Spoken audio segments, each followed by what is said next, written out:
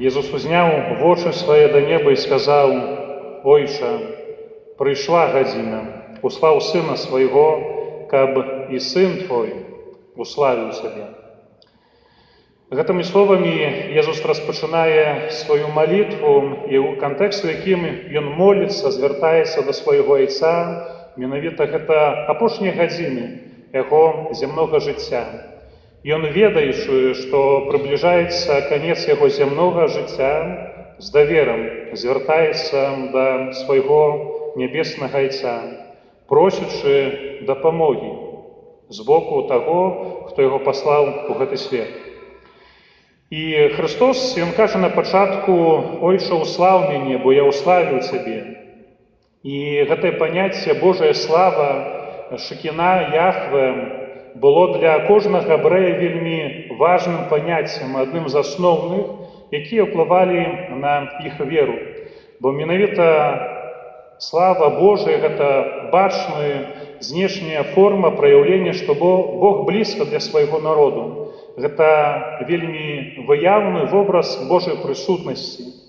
І шматлікія прыклады са Старога Запавету яны адлюстроўваюць, што Бог не пакідаў свой народ. І калі ўспомніць гэты цудоўны пераход габрэйскага народу з Егіпта праз Чырвонае мора, пасля праз пустыню, то менавіта Божая хвала, Божая слава, за дзень ён ішоў слуп воблака, а ноччу гэта быў менавіта слуп святла. Ці іншы прыклад, калі габрэі па прычыне сваіх грахоў і вельмі шмат дрэннага зрабілі Богу, і пра гэта кажа прарок, аб тым, што ён убачыў, як Божая слава паднялася са святыні, і яна адышла са святога гораду, таму што народ пакінуў Бога, і тым самым Бог у такі знешні выгляд пакідае свой народ. І Христос просіць асаблівым чынам прысутнасці свайго таты перад тым, калі ён будзе цярпець, калі ён дазволіць сябе ўкрыжаваць і памрэ на крыжы. І таму жыццё Божага Сына у пэўным сэнсе было такім момантам падрыхтоўкі да крыжовай смерці, бо менавіта ён дзеля гэтага прыйшоў. У гэтым была ягоная місія, місія Хрыста, місія збаўцы, каб аддаць сваё жыццё за людзей. І ён разумеў, што дзякуючы гэтаму людзі будуць збаўлены. Можа, мы чуем неаднаразова Божае збаўленне, Христос нас збавіў, Езус мой збаўца. І гэтае збаўленне, якое было проста-напроста немагчымым для чалавека, бо і дзякуючы Божай ласцы, дзякуючы уцелаўленню, калі Божае Слово прыйшло на зямлю, гэта Божае збаўленне Христос абвяшчаў тут на зямлі, казаў. Пра гэта ён кажа ў сённяшнім Евангеліі: «У гэтым жыццё вечнае, каб Цябе пазналі». Дарагі новапрэзбітар Ілля, ты закончыў свой шлях падрыхтоўкі да прыняцця сакраменту святарства. Ён крыху трываў. Пасля першай спробы ты прайшоў праз пэўныя выпрабаванні, праз пэўныя іспыты ў тваім жыцці, каб потым вярнуцца другі раз у кангрэгацыю айцоў Марыяну.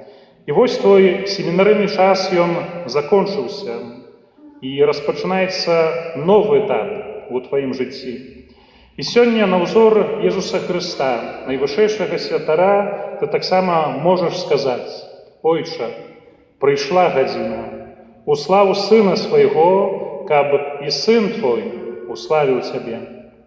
Тым самым ты можаш, па прыкладу Хрыста, звярнуцца да Таты, да нябеснага Таты, просячы ягонай прысутнасці на пачатку свайго святарскага жыцця, просячы, каб ягоная хвала напаўняла цябе, каб ён праславіў цябе, і праз гэта ты дапоўніў тую справу, якую ён распачаў у тваім жыцці падчас сакраменту хросту. Праз некалькі вершаў Христос кажа: «Я уславіў цябе на зямлі, выканаўшы справу, якую ты даручыў мне зрабіць». Христос быў свядомы сваёй місіі на зямлі. Бог даручыў табе таксама сваю справу, даў табе пакліканне да жыцця манаскага ў кангрэгацыі айцоў Марыянаў і да жыцця святарскага. Няхай на дапамогу табе на пачатку твайго жыцця у якасці святара і праз гэтае жыццё ты вернасць гэтаму жыццю ты зможаш праславіць нябеснага Айца, будуць такія 3 парады наконт тваёй будучыні, якая цябе чакае, ужо ў якасці Айца Ілі. І гэтыя парады яны вынікаюць з сённяшняй літургіі Божага Слова. Першая справа – гэта малітва. У першым чытанні мы пачулі. Усе яны сумесна трывалі ў малітве разам з жанчынамі і Марыяй, маці Езуса і з братамі ягонымі. Евангеліст Марк так запісаў у сваім Евангеліі. Пасля Езус узышоў на гару і паклікаў да сябе тых, каго сам хацеў, яны прыйшлі да яго. І устанавіў 12, якіх і назваў апосталамі, каб яны былі з ім, каб паслаць іх прапаведаваць і каб яны мелі ўладу выганяць злых духаў. Сын Божы вельмі рана, альбо на завяршэнне свайго дня праводзіў час на малітве. І шматлікія ўспаміны евангелістаў кажуць аб тым, што яны вельмі часта бачылі свайго настаўніка, які адыходзіў ад іх, дзеля чаго, каб паразмаўляць са сваім татам. І гэты фрагмент з Евангелія паводле Марка, з 3 раздзела, ён распавядае нам аб тым, што перад тым, каб выбраць апосталаў, бліжэйшых сваіх супрацоўнікаў, Христос на пачатку моліцца. Ён размаўляе з Айцом, размаўляе пра тое, каго выбраць, якімі крытэрыямі кіравацца, хто дастойны быць ягоным вучнем. І пасля Христос зыходзіць з гары і выбірае гэтых апосталаў. Дзеля чаго ён устанавіў? Пра гэта кажа вельмі выразна евангеліст Марк, каб яны былі з ім. Першая справа, пра якую мелі турбавацца апосталы, вучні, пасля паслядоўнікі апосталаў, і першая справа, пра якую ты павінен турбавацца, дарагі айцец Ілля, гэта тое, каб быць у блізкіх адносінах з Богам. А ўжо потым яны меліся выходзіць да людзей, прапаведаваць, абвяшчаць Божае Слова, аздараўляць, сустракацца. Гэта потым. Першая справа, каб яны былі з ім. Напэўна, ўжо ад самага пачатку фармацыі у нашай кангрэгацыі Айцом Марыяну ты заўважыў, што малітва адыграе адну з асноўных роляў у жыцці манаскім і святарскім. Гэта ты бачыў у першы год падрыхтоўкі ў пастуляце, у гары Кальварыі, у кляштары, таксама падчас навіцыяту другога году падрыхтоўкі, у Скурцы, таксама і падчас семінарыйных тваіх гадоў у Любліне. Ты на працягу дня са сваімі братамі маліўся, таксама сам-насам знаходзіў час, каб сустракацца з Христом у капліцы. Напэўна, таксама чуў неаднойчы з вуснаў выхавацеляў, таксама, можа, тых аўтараў, якіх ты чытаў падчас размоваў з іншымі, аб ролі, аб важнасці малітвы ў жыцці манаскім і святарскім. Вядома, час падрыхтоўкі да святарства ён праходзіць у даволі такім размераным, спакойным рытме, дзе пра ўсё задбана, дзе пра тыя ж такія штодзённыя справы, дзякуючы дапамозе настаяцеляў іншых людзей, семінарыст ён не мае такой магчымасці, каб паклапаціцца. Але цяпер ты выходзіш ужо ў такі новы этап парафіяльнага жыцця, дзе будзе панаваць зусім іншы рытм. І пра яго распавядаць не буду, бо сам яго дасведчыш, можа, там праз год ці праз пэўны час. Зможам з табой паразмаўляць менавіта, як ты перажываеш нанова гэты досвед малітвы ўжо ў душпастырскім жыцці. І адно, што хацеў бы табе пажадаць, каб ты ніколі не занядбаў адносінаў з Богам, а нават хацеў бы дадаць, каб ты знаходзіў час размаўляць з Богам Айцом, з Езусам Христом, з Духам Святым. Каб ты ўмеў знаходзіць магчымасць і час, каб размаўляць з кожнай Божай асобай індывідуальна. Бо кожны з іх, мы верым у Бога, і ты выхоўваўся ў парафіі пад назвай Найсвяцейшай Тройцы. І ведаем, што ёсць адзін Бог, але ў 3 асобах, каб ты ўмеў знаходзіць час на размову з кожнай Божай асобай. Святы Станіслаў Папчынскі, заснавальнік кангрэгацыі Айцоў Марыянаў, шмат маліўся, ягоныя прыклады жыцця, пра якія распавядае, што ён ацаніў ролю малітвы. І хацеў бы падзеліцца адным такім момантам. Святы Станіслаў меў такую вялікую ласку з боку Бога, бо ён даручыў нам, айцам Мар'янам, маліцца за памерлых, і таксама ён некалькі разоў меў бачанне чыстае. І калі ён ужо вярнуўся да рэальнасці, тым братам, якія былі сабраны, ён сказаў: маліцеся шмат, бо яны, памерлыя, церпяць вельмі невыносныя мукі. Другая справа – цярпенне. У другім чытанні апостол Пётр кажа: «Калі прымаеце ўдзел у муках Христовых, радуйцеся, каб і ў час аб'яўлення славы ягонай вы ўсцешыліся і ўзрадаваліся». Цярпенне з'яўляецца неад'емнай часткай нашага людскога жыцця. Калі было б інакш бы, то Христос прайшоў бы іншы шлях. 1/3 Євангелія распавядае пра ягоныя мукі, цярпенне і пра ягоную смерць на крыжы. І цярпенне з'яўляецца наступствам граху, пра гэта мы можам прачытаць ужо на пачатку Бібліі у 3 раздзеле кнігі Быцця. Грэх прыносіць разбурэнне, прыносіць смерць, і гэтую духоўную, і таксама фізічную, і з гэтым звязана пэўнае цярпенне. І вельмі такой адметнай паставай майго людскога падыходу да цярпення праяўляецца ў асобе апостола Петра. Христос некалькі разоў пра гэта нам распавядаюць евангелісты, выразна казаў апостолам: «Я буду цярпець, мяне ўкрыжуюць мае суайчыннікі. Людзі, якія чытаюць Святое Пісанне, будуць дамагацца таго, каб я быў забіты, быў укрыжаваны». Апостол Пётр адводзіць яго ў сторону і кажа: «Настаўнік, цябе гэта не сустрэне, ты што? Мы зусім іншага збаўцу уяўляем». Чаму так апостол Пётр мог казаць? Бо ён разумеў, настаўнік першы, а ён будзе другім. Настаўнік пойдзе на крыж, і яго таксама чакае цярпенне. Хто прабываў пад крыжам? З апосталамі, з якімі ён прабываў, з якімі ён дзяліўся. Ён распавядаў вельмі падчас сваіх размоваў з імі, шчыра казаў, што яго чакае. Пад крыжам, паводле Евангелія, з 12 застаўся толькі адзін – Ян апостал. Твой канкрэтны досвед цярпення, ты яго таксама маеш. Будучы школьнікам, у трагічных абставінах загінуў твой брат. Будучы ў пастуляце, пасля хваробы памёр твой тата.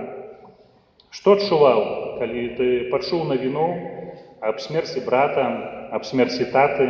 З якімі думкамі ты праехаў гэты шлях з гары Кальварыі да глыбокага, ведаючы, што ты едзеш на пахаванне свайго роднага тата? Памятай аб тым, што жыццё Хрыста не закончылася на крыжы.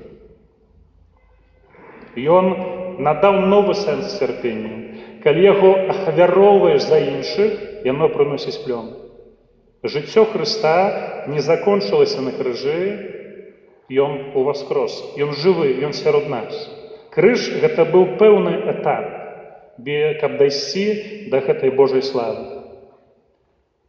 Прыкладам, добрым прыкладам для нас з'яўляецца смерць нашых сабратоў Мар'яну, мучанікаў з Росіцы, благаслаўлёных Антонія Ляшчэвіча, Юрыя Кашыры. Для іх Кальварыя пачалася ўжо пэўнымі этапамі і пачалася ў Росіцкім касцёле, дзе яны разам са сваімі вернікамі памерлі. Як гэтай зерні кінутай у зямлю, а цяпер з'яўляюцца благаслаўлёнымі. Ты, якія цярпелі несправядліва, аддаўшы сваё жыццё дзеля Божай справы, цяпер благаслаўлёныя і прабываюць у небе. Трэцяя парада – абвяшчэнне Божага Слова. Христос кажа сённяшнім Евангеліем: «Я абвясціў імя Тваё людзям, якіх Ты даў мне са свету, яны былі Тваімі, і Ты даў мне іх, яны захавалі Слова Тваё. Цяпер яны пазналі, што ўсё, што Ты даў мне, ад Цябе паходзіць, бо словы, якія Ты даў мне, я даў ім. Яны прынялі іх і сапраўды пазналі, што я выйшаў ад Цябе, паверылі, што Ты паслаў мяне». Адным З галоўных напрамкаў дзейнасці Хрыста падчас прабывання на зямлі было менавіта абвяшчэнне Божага Слова. Пры розных нагодах індывідуальныя сустрэчы, перад тым, каб адбыўся цуд аздараўлення, ці таксама натоўп людзей, ці ён штосьці тлумачыў сваім вучням, Сын Божы прамаўляў. І дзякуючы ягоным словам людзі даведваліся пра Бога, што ён блізкі да іх, што да яго можна звяртацца, і можна з ім проста размаўляць. І Езус абвяшчаў слова і першым станавіўся выканаўцам гэтага слова. Ён не проста казаў, але сваім жыццём пацвярджаў тое, з чым ён звяртаўся менавіта да людзей. Ён не быў толькі тэарэтыкам, але перадусім ён быў практыкам. І неаднаразова ён сам падкрэсліваў, што Божае Слова неабходна выконваць. І той, хто выконвае, сапраўды ўбачыць канкрэтныя плёны ў сваім жыцці. Не проста быць слухачом, але, як кажа пра гэта евангеліст Ян, слова сталася целам. Слова сталася целам. І тое Божае Слова, яно зышло і прыняло постаць, людскую натуру. Тым самым паказваючы, Христос даў нам вельмі вялікі прыклад таго, што слова пачутае, якое мы цяпер чуем падчас гэтай Еўхарыстыі, калі я сустракаюся з Бібліяй сам на сам, яно не можа застацца проста ў эфіры. Яго трэба выпаўніць, так, як гэта зрабіў сам Езус. І крыніца абвяшчэння, адкуль Христос чэрпаў гэтую сілу, адкуль ён меў гэтую моц, яна вынікала з асабістай сувязі з Богам Айцом. Ён даваў тыя словы, ён слухаў тату, каб потым перадаць гэта іншым людзям. Ён не выдумваў ад сябе нічога, ён не займаўся пустаслоўем. І скажу, дай вось гэта. Ён на пачатку слухаў тату, дзеля чаго, каб потым, напоўніўшыся Божай прысутнасць, напоўніўшыся словамі нябеснага Айца, гэтыя словы зрабіць больш даступнымі для людзей. І будучы святаром, ты будзеш пры розных нагодах абвяшчаць Божае Слова. Дзеля гэтага трэба напаўняцца Словам Пана. І будучы клерыкам, ты добра ведаеш практыку штодзённага разважання над Божым Словам, вартасць чытання Святога Пісання. Памятай, каб не занядбоўваць гэтыя малітоўныя практыкі. Бо той, чым будзеш напаўняцца, тым будзеш і дзяліцца. І прыклад жыцця нашага аднавіцеля кангрэгацыі Мар'янаў, гэта Юрый Матулевіч, падчас малітваў, нашых мар'янскіх малітваў, мы так звяртаемся да яго. Благаслаўлёны Юрый біскуп, дапамагай нам у службе Хрысту і Касцёлу па прыкладзе беззаганнай і святога апостола Павла. Наш аднавіцель, біскуп Юры, зразумеў і ўбачыў, пакінуў нам, айцам Мар'янам, прыклад апостола Павла, апостола народаў, які напісаў так шмат лістоў, якія мы чытаем да гэтай пары, але ён адбыў 3 місійныя падарожжы. Ён шмат хадзіў, шмат прапаведаваў, але сам не занядбоўваў, каб малітвы асабістага кантакту са Святым Пісаннем. Жадаю табе, дарагі айцец Ілля, быць веруючым святаром, які падтрымлівае асабістую сувязь з Богам. Не ўцякаць перад цярпеннямі, а трываць на сваёй кальварыі, каб дачакацца велікоднай раніцы, абвяшчаць словам і прыкладам свайго жыцця Божае Слова. Няхай у гэтым табе дапамагае Марыя, якая была маці Езуса, якая стаяла пад крыжом, і якая першая была вучаніцай свайго сына. Амінь.